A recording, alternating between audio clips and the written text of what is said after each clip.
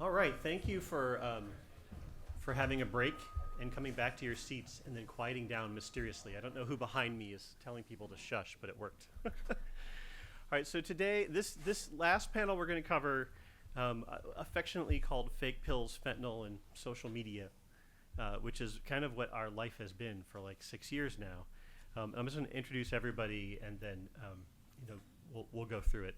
So Amy Neville lost her 14-year-old son Alexander to a fentanyl pill he bought via Snapchat in 2020. She's the founder of the Alexander Neville Foundation, which advocates for parents who've lost children to social media drug dealing and seeks oversight of social media platforms at the federal level. Sheriff Kieran Donahue is in his third term as Sheriff of Canyon County, Idaho. He's also a past chairman and current member of the executive board of the Oregon-Idaho High-Intensity Drug Trafficking Area, or HIDA, if you are not an acronym hound. He's also the vice president and a member of the executive committee of the National Sheriff's Association. Natasha-Butler Williams lost her son Jerome to a counterfeit pill, a Norco, I think specifically. She has since made it her mission to warn others about the dangers of fake fentanyl pills. And then our last panelist is busy with business on the Hill. She'll be here at the last minute, and I'll introduce her when she gets here. Thank you, everybody, for attending, and thank you, Amy and Natasha, for your bravery. Yes. T's here, everybody. Yeah. Thank you, T. Thank you, T, for coming. So Amy, let's start with you. Would you tell us Alexander's story? Hi, good morning, everybody. Long story short, Alex lived for 14 years. I feel like I could talk to you about him for at least that amount of time. Alex, very curious, bright, brilliant kiddo. By all accounts, he's a pretty typical teenager. He had just finished 8th grade. He just turned 14. He was spending his summer skateboarding, had a little eBay business where he was selling off his childhood toys, which was like devastating to me, but he was enjoying it. Hanging out with friends via Snapchat. Snapchat had really kind of become recently part of his life because of the pandemic and giving him more access to his friends. But that kiddo and his curiosity, it led him to wanting to experiment with what he believed was oxycodone. He had this funky period in June of 2020 where he's had some really high highs, really low lows. Something was up with this kiddo. And I asked him, like, what's going on, dude? Like, are you using something? Something's off. I need to know. And he spilled it all. He poured his heart out to us one night. I wanted to experiment. The short story is I wanted to experiment with oxy. I got some from a drug dealer on Snapchat. It has a hold on me, and I don't know why. And at that point, we are springing into action, right? He had a treatment center he wanted to go to. He had it all planned out. And by best bet, it was maybe 10 days at the most he had been in this experimental phase with these counterfeit pills. Next day, I call the place. They need to call me back with their recommendation. That night, he dies. Like, we had no idea about fentanyl. Death was not on the radar. We're going to get our kid in treatment. We're going to work with him on this. We're going to come out the other side as best we can. And unfortunately, we had no idea about fentanyl. We thought we were in the know. We went to the drug presentations. We listened to everything the school put out. We listened to our sheriff, but no one was talking about it. And so after he passed away, we set out to learn everything we could. How did we get here? What's really going on? And I learned there was really 2 avenues of things going on. The counterfeit pill issue, and then the rate at which our kids are being exposed to these things on social media, specifically Snapchat, when it comes to drug dealing. So now we spend our time in Alex's honor letting the world know what happened and hopefully preventing it from happening to other people, because a little bit of information would have gone a long way at our house. Do you remember, Amy, when you first realized that it was Snapchat that he was getting them from, and do you remember the first time you saw the drug dealer's Snapchat profile? I do. Alex had mentioned Snapchat that night when he was talking to us, but it didn't really click for me. And then, of course, he dies, and your brain just leaves your mind, leaves your body for a little bit. But I was having lunch with a friend of his, and on a whim, I just asked her, like, hey, do you know where he got it? And she quickly pulled up this drug dealer's profile on Snapchat. And then, it clicked for me. Oh, yeah, he said Snapchat that night. And, this guy was there actively selling drugs every day. And after Alexander died, was he still operating on Snapchat? Oh yeah, he was still operating on Snapchat. Alex is at least one of 4 that I, as a mom, can pinpoint being killed by this drug dealer. So he was selling for at least a year. There was multiple subpoenas. And finally, coming up on the year mark of Alexander's death, Snapchat was finally replying to it. But around that same time they started replying to it, he disappeared. So all of everything, if anything was left at that point, was gone. A year after a fatality. Yeah. That seems like a long time. I find it hard to believe that there's that many typos in the subpoena that was going to be the issue. Yeah, me too.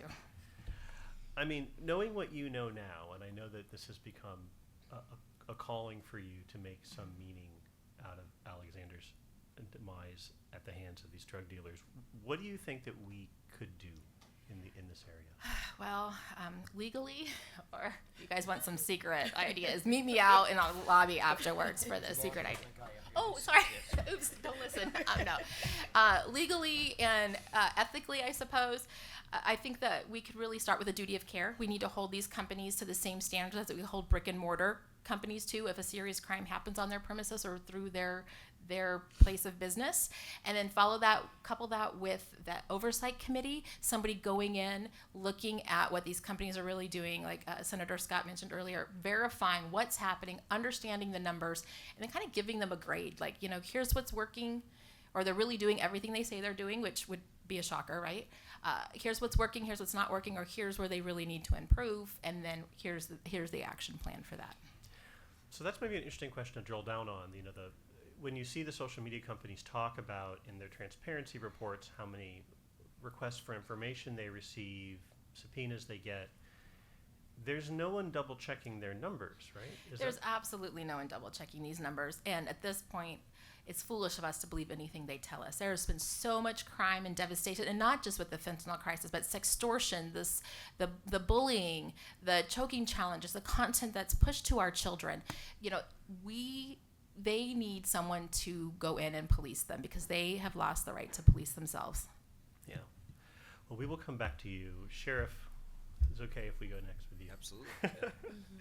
So tell us a little bit about the picture. And let me just say as a preface that my team has done a number of videos about the work that has come out of the Oregon-Idaho HIDA team, including one that went all the way, a group that went all the way to Arizona before they were finally arrested. And we really admire the work that the organization does, and thank you for it. Well, thank you. Amy just kind of summed it up, and so did really Senator Scott. The criminal, the monster, is in the social media aspect, but they're not alone. The monster that's driving that is the cartels from Mexico. You can't have any of what has happened to your son or my niece last year, who also died. And we were working that case. We knew who that guy was, and we pulled her out.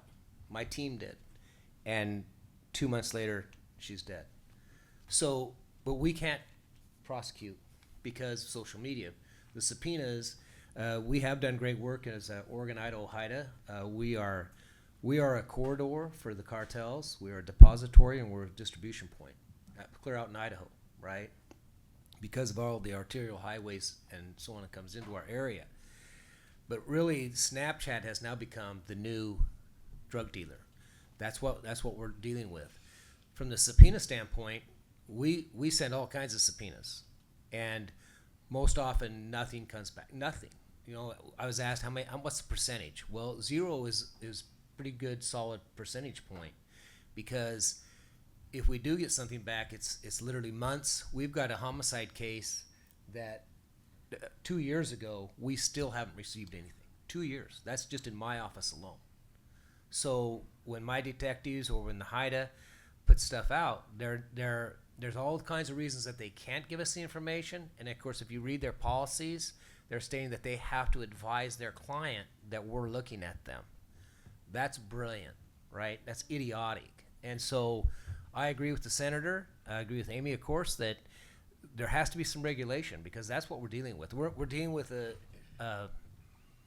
literally billions of dollars, and we can't touch it, and we can't touch those who are navigating through it. And it's not typically it's not some kid that's the drug dealer. It's not Johnny at the end of the street. This is a criminal enterprise organization, transcontinental organization, who has putting people in place throughout our country, and they're doing that work. But again, especially when you think of a jurisdiction and trying to investigate from a jurisdictional standpoint, when that person is 16 states away or internationally in another country, it's very hard as well to do a prosecution.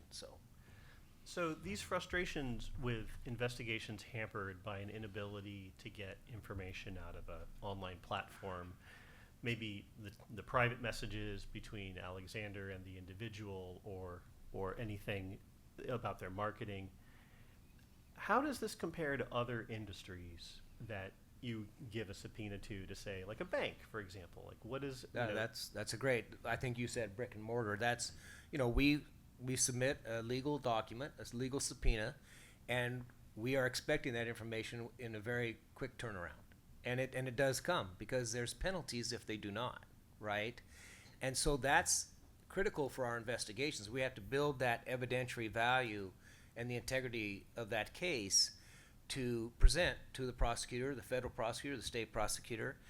When we're asking even a phone company, typically we'll get that information back. Might be a little bit longer than the bank, if you will, but we can get that information, and it's critical to the case. But so because it's in the internet, and because this information disappears almost immediately, that's why Snapchat and TikTok are such a great venue and platform and avenue for the drug dealers, because the information disappears almost immediately after using it.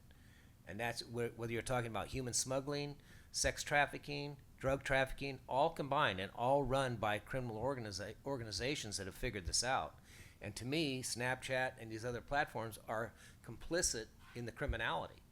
And that's why the senator is correct. We have to move on this, and it has to be bipartisan.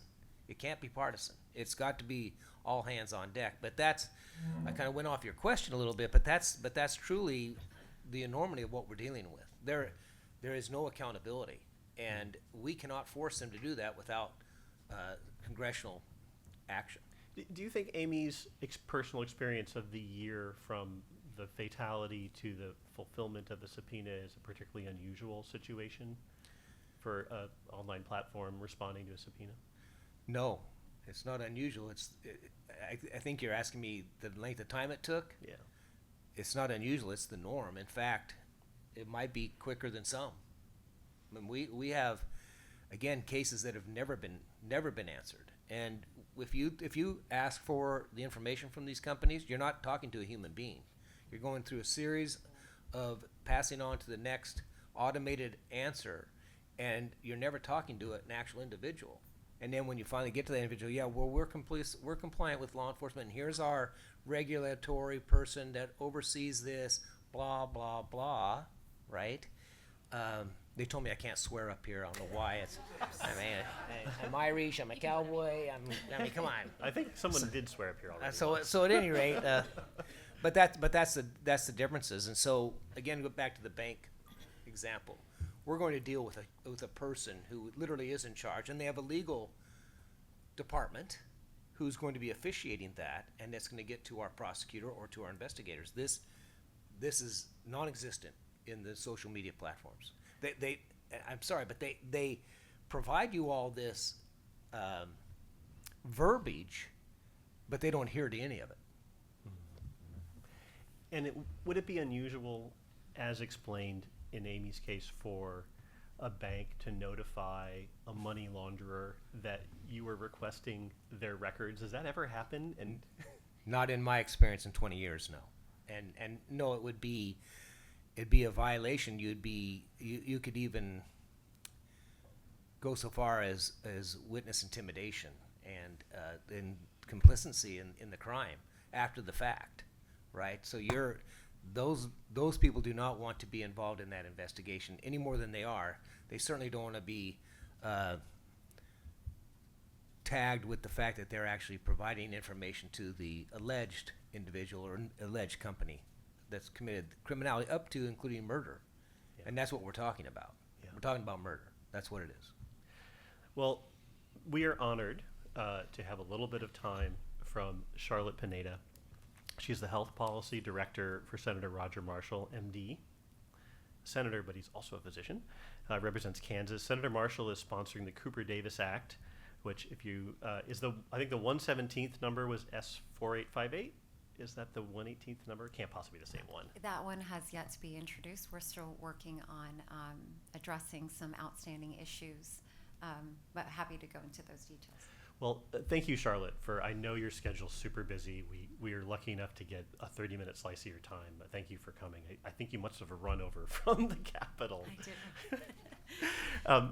Let me actually just to start with the Cooper Davis Act. Can you tell us a little bit about Cooper Davis and about the Cooper Davis Act that your office is introducing? Yeah, I'm also, if you have any time or interest, you can go on the Washington Times. Libby Davis, Cooper Davis's mother, published an op-ed, a story about her son. Back in 2021, her son, he really good boy. He and two other of his friends, they went on Snapchat and got what they thought was Percocet. Cooper took half of a Percocet tablet, and his friends took the other. Two were sent to the hospital, survived. Cooper did not. And just hearing that story and, a death resulting case and the taxing and arduous and just counterintuitive methods that the DEA and state and local law enforcement agencies have to go through just to resolve these cases and get to the root cause. So in learning of Cooper Davis's Cooper Davis's death, we had worked with his mother, and she is such a fierce mama bear. She's actually at the state legislature advocating for fentanyl test strips, which is fantastic. We worked with her on this legislation along with your organization that I've been working with since my days in Senator Hatch's office on counterfeit pharmaceuticals. We drafted legislation. Well, we looked at first, we're pretty conservative in our methodology. So what existing statutes are out there for communication service providers to report to the Fed of any illegal activity going on? I had to look no further than former Senator Biden's Protect Our Children Act of 2008 that established NCMEC with the National Center for Missing and Exploited Children. I was like, if I can take the baseline of that infrastructure and apply it to Title 21, which is fentanyl and its analogs, methamphetamine, it's still the drug of choice in the Midwest, sadly, and counterfeit substances, we could have something there at least for you guys to have a comprehensive and standardized regulatory framework for communication service providers to submit that information proactively to law enforcement. Unfortunately, with what we've learned from the DEA and other state and local law enforcement agencies, the information that social media companies give, it varies in the degree of information and, of course, the format as well. And so how do we leverage DEA's existing data infrastructure? They do have one. If you go on that website, it looks like something out of 1997.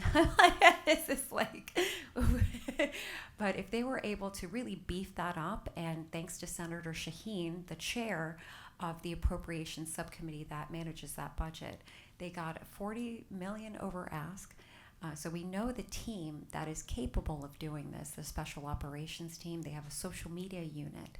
So they already have that existing infrastructure that we can leverage and bolster. And through a regulatory process, through the Cooper Davis Act, they will then have that power to not only look at what they're able to get from Snapchat or Meta or Google or Verizon, but they'll be able to look and build better clusters of networks that are operating with the same IP addresses. So, with big data, you never know what you're going to get. But with this proactive reporting database, they will at least have more actionable capabilities to prosecute, but also prevent future deaths like Cooper and Alexander. So in practice, I think today the way it works is that if you're lucky and you report a drug dealer on a social media platform, maybe it gets taken down. My team has been reporting one for over a year and it's not come down, but I'm just going to ignore that for a second. If they were to detect there was a terms of service violation and this profile was soliciting for drug sales, they would send that information in a standardized format to the DEA Special Operations Team, who could then make available to people like Sheriff Kieran's Haida, who could then look at the evidence and figure out how to maybe intercept this drug ring before they actually kill somebody. Yeah, and that's another piece of the puzzle that we're currently working with.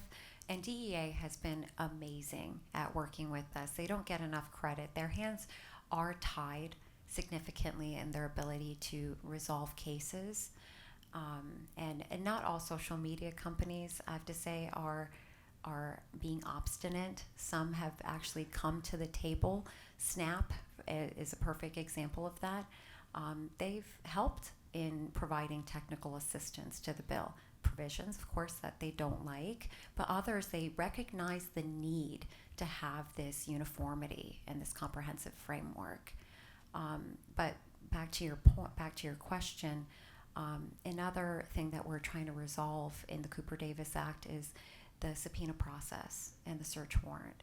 I mean, the fact that there is no, death resulting cases are treated no differently, or it doesn't have a fast lane, if you will, that's troubling. And if death resulting cases can be resolved faster because unfortunately you have the deceased phone, and so you're able to get that key information that you won't get from Meta or Google, because some of these transactions, the actual transactions, happen on encrypted platforms like Signal and WhatsApp. If the data's already on the phone, why not expedite that search warrant? Back to your point. So we are looking at the entire workflow that law enforcement has to go through to resolve these cases. So this is already, I think, making an amazing difference in terms of getting some of the players to the table. Who else besides Snapchat and others in the DEA have you talked to, and PSM, have you talked to about the legislation, and what kind of support have you received? I'm happy to say that the bill has gained a lot of support. Amy, using Amy is a strong supporter of the bill. And, through Amy and Libby, I mean, these are really fierce parents. They've taken a tragedy and said, I don't want this to happen to other friends' kids of mine. And so we have a lot of support from the parent activists, all of them, in fact. We have support from Snap. We received technical assistance from Google last week, that we're currently looking through and working with committee on. And we also have support from the National Sheriff's Association, the Deputy Sheriff's U.S. District, the Assistant U.S. Attorneys, the National Narcotics, Brian, I'm blanking, AFNA, sorry. I specialize on the Social Security Act and FDA law. Judiciary is not really in my strong. All the acronyms are different. All the acronyms are different. But, we have wide support from the manufacturers, the pharmacy associations, through, of course, your coalitions. And then, again, just law enforcement top and down is extremely supportive of the bill. Now, you asked on internal stakeholders, i.e. government. DEA Administrator Milgram has been a phenomenal partner with us on this, on helping us resolve the feasibility and implementation, right? We want to write something that can actually get implemented. And then we were recently... the White House recently reached out to us too, the ONDCP director, Dr. Gupta. So Dr. Marshall and Senator Shaheen are going to have a nice sit down and find a way to create a pathway forward. I'm also very happy to share today, breaking news, that Senator Durbin's team is interested in evaluating this bill and seeing if it could get ready for markup. So Well, the fact that they're interested, the chair of Judiciary, feels really good. well, with Senator Shaheen, I think that really makes it clearly a bipartisan effort, which is as it should be, because the crisis knows no party. Yeah. Again, we really do want to get this bill reintroduced, but there are just some. I'm sure you know. Someone over here was like, "Nick, Mick, I know it," but there are a lot of bills that might have some tension, for lack of a better word, with the Constitution.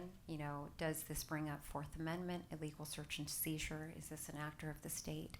We're still working through to make sure that, to the best of Congress's ability, because again, anything could get subject to judicial review. All you need to do is file a lawsuit. But we're going to make sure that this will not trigger any Fourth Amendment issues or First Amendment issues. Of course, right to privacy is always going to be a concern for some organizations. And then I'm working on polishing up language on the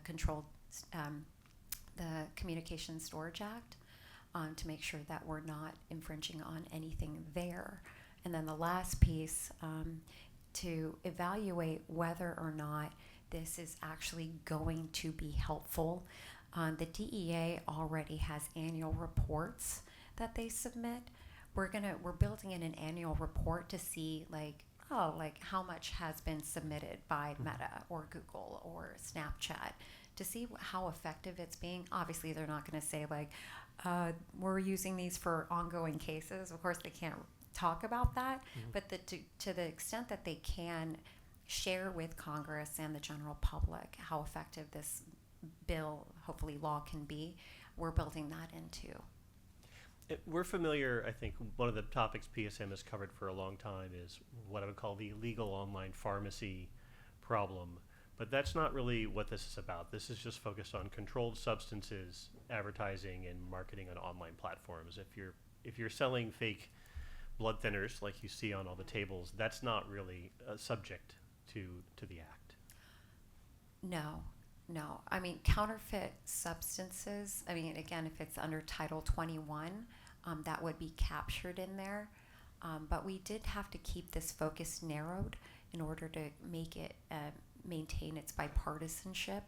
I think you know that there's ongoing activity at the state level with regards to marijuana and things of that nature, and so just tailoring it to the, for lack of a better phrase, drugs du jour of today is what I think the Democrats can agree to, and that's what we need to get done. I love the reality of that. Before we leave you, apart from coming up and plying you with their business card, what can people who want to help out in this audience do? So my information's public, right? Charlotte_Pineda, Marshall. Of course, we're always looking for support. That's what ends up getting a bill signed into law, is how passionate the advocates are. And so once I get this text really finally ready, and get necessary input, because the House is now interested in it as well, I have to go out and seek original co-sponsors. We don't want to just have Marshall and Shaheen, but for something that impacts so many families, that have impacted so many families across the country. Songs for Charlie out in California, along with Amy, and then a lot of, the New York Times had published a story, and it covered, I want to say, maybe 14 families, and a lot of them from the coastal states, Texas, New York, Massachusetts. There are voices out there that need to be represented. So, yeah, I want to be able to approach those senators and get their support as well. I think Amy's Rolodex will be very helpful. Natasha, I've saved you for last. Now, for all who don't know, Natasha and I have known each other for a number of years. I don't want to reveal it. But it's not our first time on stage together. No, it's not. It's not. Would you please tell us about Jerome and Jerome's story?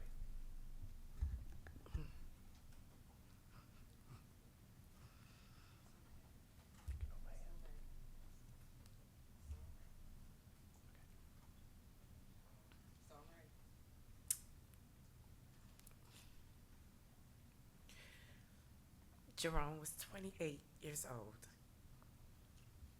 He was my firstborn and my only son. Jerome was given a fake narco pill from someone he trusted, and they let him die. They didn't call for help until the next day. Jerome was also a father. He was also an uncle, a nephew, and a brother. He left behind 2 sons and a daughter. He was the glue to the family.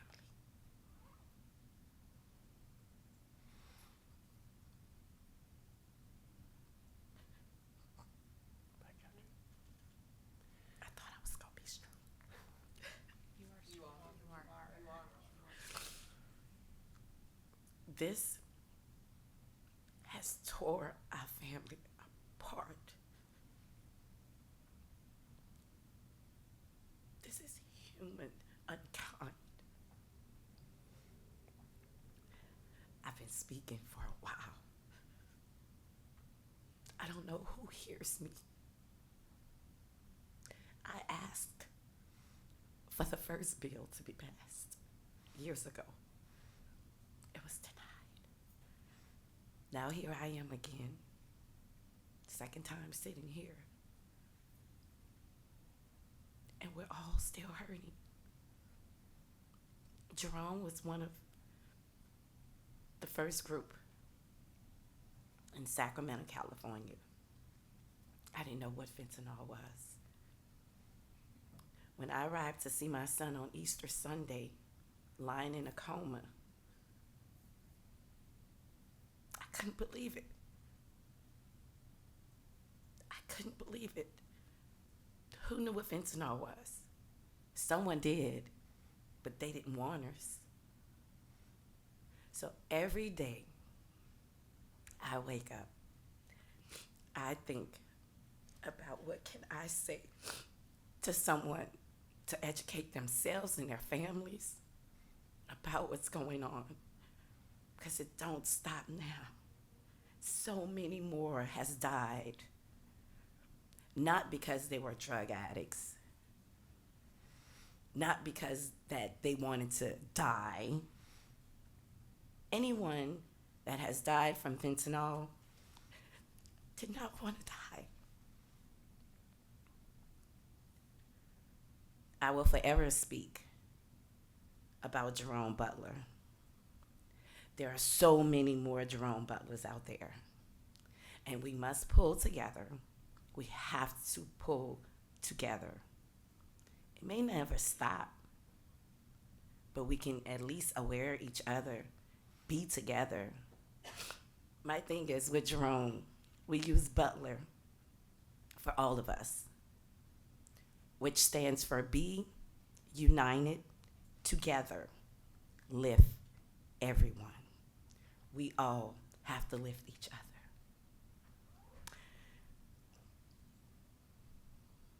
That's Jerome. Thank you, Natasha. Now, I know that this has been a topic that has come up a lot the last couple of years, but I think that people will probably be surprised if I were to ask you when Jerome was killed.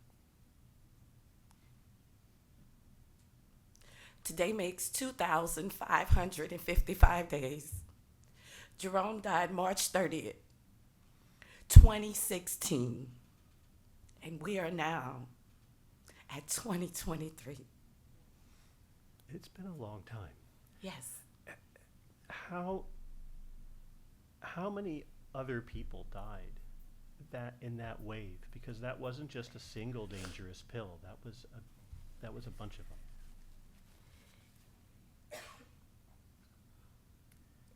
At that time, it was, I can't say for that badge, but it was over 3,000 people that had died in that year.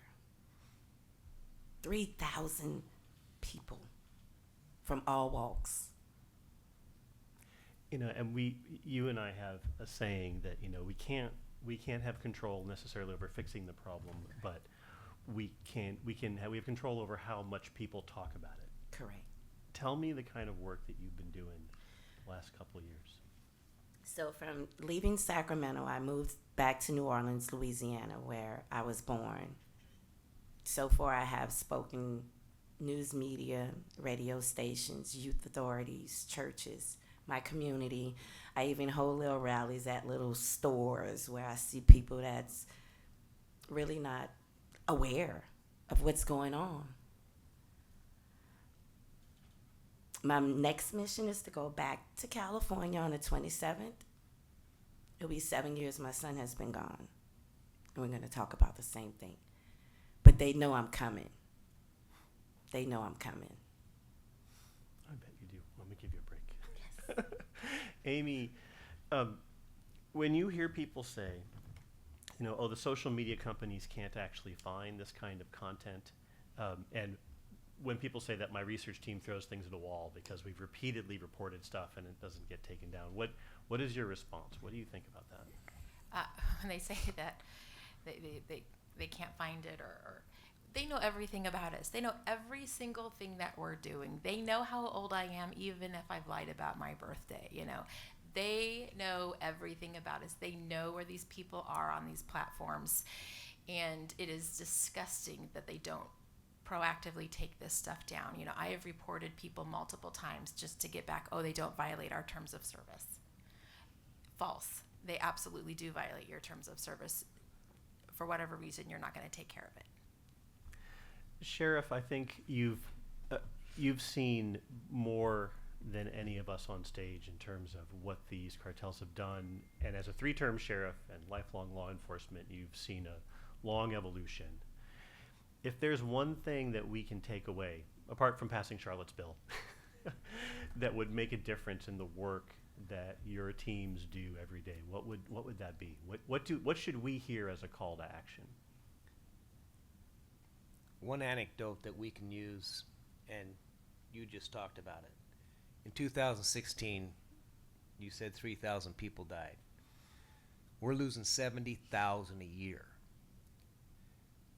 On 9/11, we lost similar numbers to 2016, and we moved the world to take out our enemy. Yeah. We're doing nothing. That's what it feels like. We're doing nothing, and law enforcement's the tip of the spear.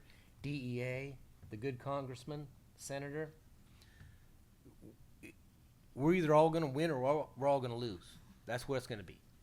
And so the American people need to understand, when we're losing 70,000, what foreign conflict did we not get involved with when we lost 70,000 people a year? Yeah. That's what we need to talk about. And again, I'm the health policy director, right? You know, but if the way that Dr. Marshall and I even approach policy, you know, we really do focus on prevention more so than anything, because it's cost effective and it improves patient outcomes than, you know, obviously getting somebody that just, you know, where the tumor just started to grow versus treating them when it's metastatic. So where we are with Cooper-Davis Act, it is triaging, more or less. What is appalling to Senator Marshall is the lack of security at our border. That's for another committee of jurisdiction and for another staffer. I don't have that area of expertise, but, you know, to the sheriff's point, I mean, why we're not getting to the root cause. I mean, there was, the DEA had picked up enough fentanyl to kill the entirety of our state in Wichita. How did it get transported here? I can't believe it crossed our border. So, you know, it's a shame that we don't have stronger border security to stop these drug cartels from shipping their supplies over here that kills us. So May I add to that? Thank you. Excellent commentary. Because as you say, you're in the health side of it, and we're talking about kids as young as 2 years old ingesting these fentanyl pills and dying. We've had that in my state. 2 years old. Incomprehensible, unconscionable, right? So we have to cut it off at the source, and the source, you just pointed it out, the source is the cartels. The Sinaloa cartel, the Jalisco New Generation cartel are the two biggest power players in the world right now. And we don't need any more of these stories. In my own family, too, I just don't talk about it as much as these two fine ladies. But when you have to go there and you have to claim that child for your family, I'm a pretty tough guy, but everybody has a breaking point. And so why are we allowing this to happen? And so it is a collective approach, and I think that's what the American people need to understand. No one's exempt from this. It doesn't matter what party you affiliate with. It doesn't matter what religion you are, what ethnic background you have. The killers are out there, and they don't care because it's all about money. And so I could talk forever, so I'll stop. Well, we will let you have a last word. I think it's wise to let a sheriff have a last word. And if you'll just stay here a minute, Tom, would you close us out, please? Sure, appreciate it. Our thanks to the panel and to all the participants in this event. Just remember, there's additional materials out there. Please feel free to take those with you as you leave. For those of you who have not had a chance to have some breakfast, there's plenty there. So if you want to dine and dash, that's perfectly fine with us. Once again, thank you for all your attention. And I think we've heard a number of things that we could do, perhaps do a little bit better. But again, thanks to the panel and thanks to you for your attention.